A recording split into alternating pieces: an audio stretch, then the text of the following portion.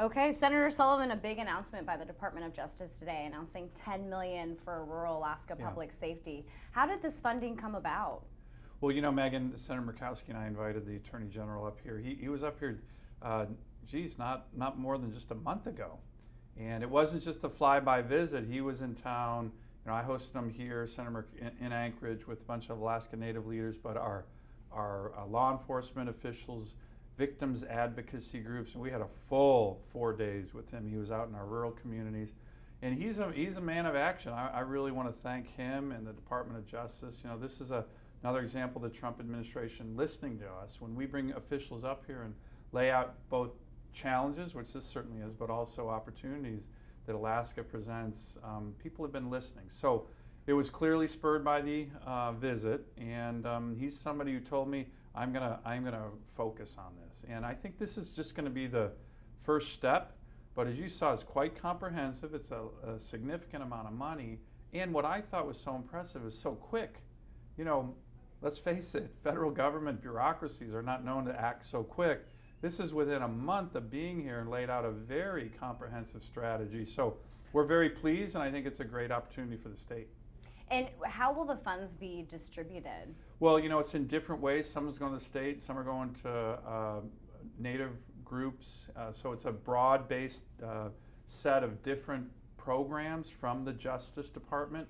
And, you know, when he was up here, the one thing I emphasize, and I know he believed this, was that on these challenges, particularly the challenges of law enforcement and crime and the real horrible challenge of sexual assault and domestic violence that we not just have in our rural communities, but throughout the state, is that's got to be a combination of local, state, tribal, and federal, all coming together. What I'm hopeful is that this is an example and a really positive development on the federal side that can spur action in coordination through the other entities I just named: federal government, local government, tribal governments.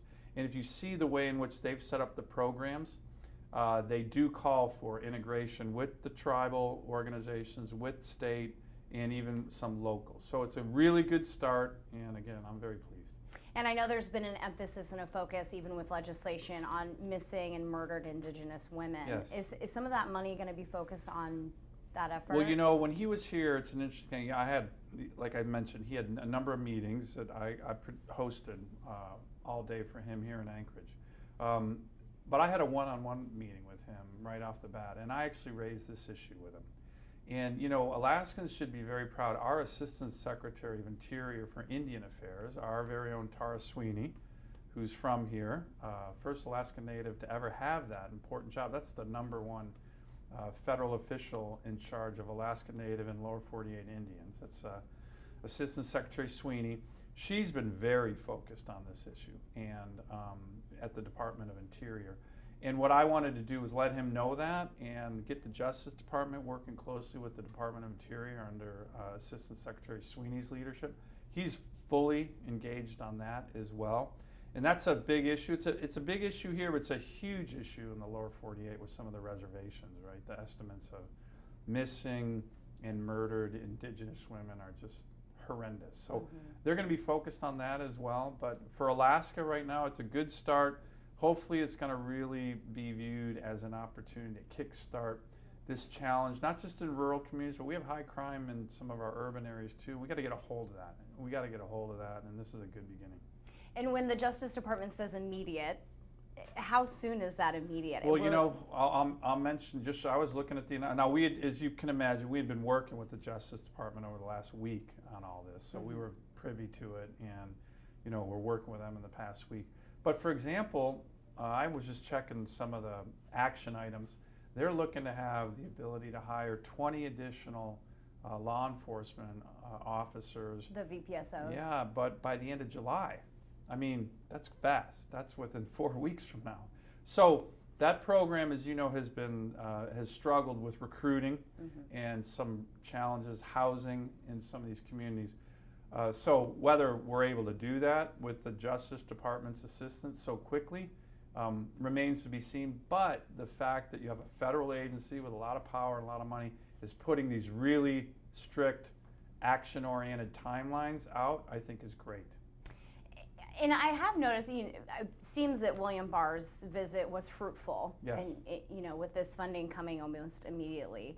And then with Dunleavy meeting with President Trump, he stopped over a few times for Yes. refueling. Do you think this administration has more focus on Alaska? Well, I know this administration, relative to the previous administration, is focused on trying to get Alaska's economy moving again. With all due respect to President Obama, that administration was primarily focused on shutting down our economy. It was not helpful to us in terms of growing the economy. I was either the Attorney General or the Commissioner of Natural Resources for over 5 years of the 8 years of President Obama, and we spent almost the whole time fighting them to quit, delaying resource projects, taking federal lands off the table, undermining the opportunity to build roads like in King Cove. And this administration, in a whole host of areas, has been very receptive to our requests to grow the economy, develop our resources, build infrastructure. I talk to the president on a regular basis, and I would say this starts with him, but it goes all the way down through the chain. And they've also, as I just mentioned earlier, have taken on Alaskans who we have suggested to them to serve in high-level positions of the federal government. The fact that 2 of the 6 assistant secretaries of Interior are Alaskans, that's Tara Sweeney, as I already mentioned. But Joe Bailash, our former DNR commissioner, is the assistant secretary of Interior in charge of all oil and gas and mining in the country. That's huge for Alaska. Joe will be the official in charge of implementing the ANWR legislation that we got passed in the Congress. The president signed. And so, yes, they are absolutely focused in a way that the Obama administration definitely wasn't, on helping Alaskans grow the economy, develop our resources, and another one really important, rebuilding our military. Megan, we've had almost $1.4 billion in military construction in the last 4 years in Alaska. That's good for the nation's defense, F-35s, missile defense, building up our Coast Guard in the Southeast. But it's also really good for the Alaska economy. And we just had the National Defense Authorization Act.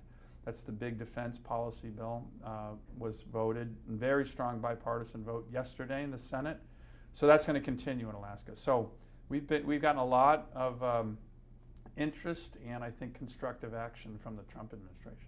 And where did this $10 million come from, and what is the potential of getting more money in the future? I think there's a lot. It's a great question. I think there's a lot of potential to getting more. This is the first tranche. You may have seen that part of the announcement, and this was an announcement by the Attorney General of the United States, a national emergency under the law for Alaska. But the $10 million essentially has come in 2 different tranches, 2 different programs. There's some smaller amounts, but about $6 million and about $4 million. But you may have seen that he also announced the establishment of a Justice Department task force headed by the U.S. Attorney in Alaska, U.S. Attorney Brian Schroeder, as a continuation of more action. And even in this announcement, he wants in the next 30 days more ideas and hopefully more resources for what can help us in Alaska. So, the Attorney General is very action-oriented. I think he's doing a great job beyond Alaska in a whole host of areas. But again, having him up here was really important. Let's talk about the tariffs on our seafood industry. Sure. and how it's affecting our industry and what movement we, as we're caught up in the trade war. And then steel tariffs also hurting our efforts to rebuild Alaska's port and the oil industry's pipeline maintenance efforts. Well, look, on the tariffs, on the one thing that I've been very focused on, the Trump administration, I had a big issue with how they had initially laid out the tariffs on the Chinese. Why was that? Because they essentially were kind of shooting our fishermen in the feet. The reason is this wasn't, a lot of it's kind of classic retaliation. We put a tariff on than China does.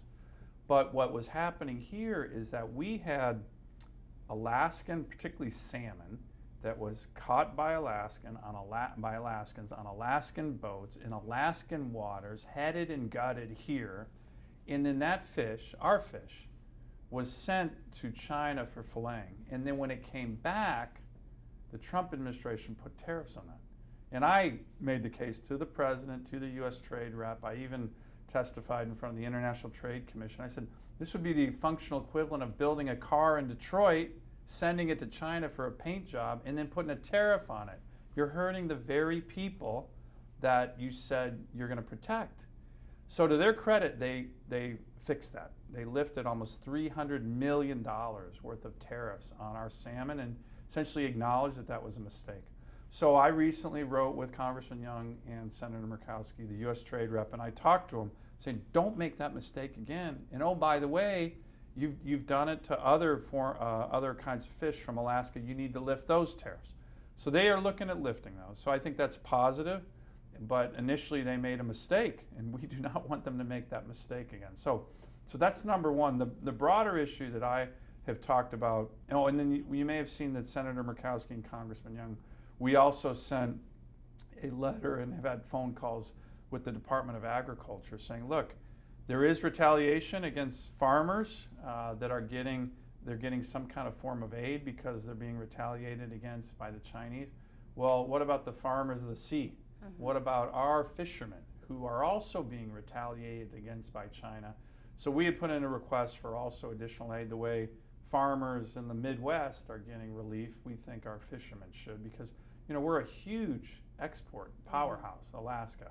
Huge, billions and billions of dollars. So that's what we're doing specifically with regard to the fish. As I mentioned, I talked to the president a lot with regard to what they're doing on the strategy on China. I actually support it overall because China has been a country that has not abided by agreements, that does not play in terms of a level playing field or reciprocal treatment. But what I've also mentioned to the president is one area that I think they can improve on is do more of this with our allies.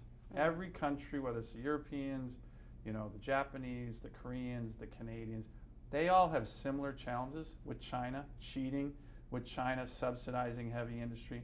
We need to work together, all of us, those countries I just named, and if we went to the Chinese and demanded action, I think that would be a lot of leverage. The Trump administration is starting to do it. You may have seen the president's in Japan at the G20 right now. He had a really important meeting with the Japanese Prime Minister and the Prime Minister of India.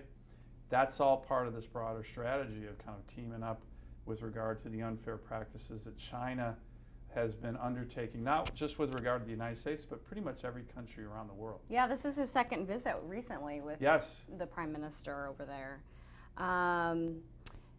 Domestic violence. A new bill to provide a lawyer to any victim of domestic violence and sexual assault that wants one. Can you talk about that new bill? Because you were behind the Choose Respect legislation. I was. So when I was Attorney General 10 years ago, that Governor Parnell and I spearheaded that initiative, working closely with our state legislature. And what we've done is a lot of the good ideas with regard to the Alaska State Choose Respect program, I have taken national. So we have a series of bills that we've been introducing, essentially called the Choose Respect Initiative nationally, that we think has a significant potential for passing. The first bill was something I introduced with Senator Gillibrand from New York, and that was similar to what we did in Alaska, which is broad-based public service announcements about essentially trying to change the culture. We had these ads, if you remember, Real Alaska Men Choose Respect. And we want to take that national, and we think there's a good opportunity to do that. And then just this week, as you mentioned, a bill that I introduced with Senator Harris from California.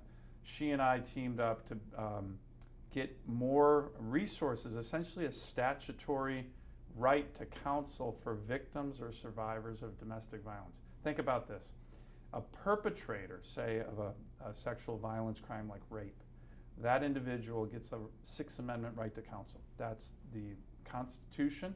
That person gets a lawyer. The victim gets nothing. And yet, studies show that if you get particularly a lawyer for a victim or survivor of domestic violence, it's the best way to get that person to be able to break out of the cycle of violence. So I just think it's an issue of fairness. We can do this with not a lot of resources through pro bono legal work, through volunteer. activity in terms of lawyers provided to survivors. And that's what this bill does. It's a pretty comprehensive look at doing this nationally. And I think, having a Republican and a Democrat like Senator Harris, it's off to a good start. There's a lot of members who are interested in this, so we think it's a big idea, and it's an idea whose time has come. We know in Alaska we have challenges with these issues, but I think the country in the last couple of years has woken up to the fact that our country has challenges with regard to domestic violence and sexual assault. This is a really important step to start to address it. All right. Is it Kamala Harris? Kamala Harris. Okay. Yep. Is there anything else you'd like to add? Well, one other thing that happened this week, which I think was an important, again, kind of on this idea of we're getting things done in a bipartisan way. As I mentioned, we passed the National Defense Authorization Act in the Senate. That passed out of committee 25-2, so very bipartisan. I'm on that committee, the Armed Services Committee. And then just on Wednesday, Senator Sheldon Whitehouse and I, he's a Democrat senator from Rhode Island, we introduced our Save Our Seas 2.0 Act. So he and I had a bill last year that President Trump signed called the Save Our Seas Act, which is addressing this issue of ocean debris and plastic pollution. The president was very excited about it. The whole Trump administration is behind this. And what we were able to do on Wednesday, we introduced a much more comprehensive bill to address this. And this is an environmental issue that we can actually solve. We have all the environmental groups on board, we have industry on board, we have Democrats, Republicans, the Trump administration on board. So it's a very kind of multifaceted approach that we think is going to be important to really addressing a crisis that hits Alaska really hard, given that we have more coastline than the rest of the lower 48 combined. But it's also something that we got to look at in terms of the sustainability of our fisheries. These microplastics get into the food chain, and it can become a real problem. We think we can fix it. We're off to a good start, and we're looking to get that bill passed as well. Where does that bill stand now? So we just introduced it, but we have a really strong group of Republican and Democrat co-sponsors, and we have the full support of the Trump administration as well. So we think we're off to a good start. Is it in committee? It's broad-based, so it's Okay. actually going to go to 3 committees. Commerce Committee, I sit on that committee. The Environment and Public Works Committee, I sit on that committee. And it's got a very big international component. Most of the plastic waste in the oceans throughout the entire world come from 5 countries in Asia, 10 rivers. So there's a really big international component, so it's also got to go through the Foreign Relations Committee. So it's been introduced to each of those committees, and we're looking to move it fast. Mm-hmm. Good. Thank you for your time. Thank you, Megan. Great, thank you.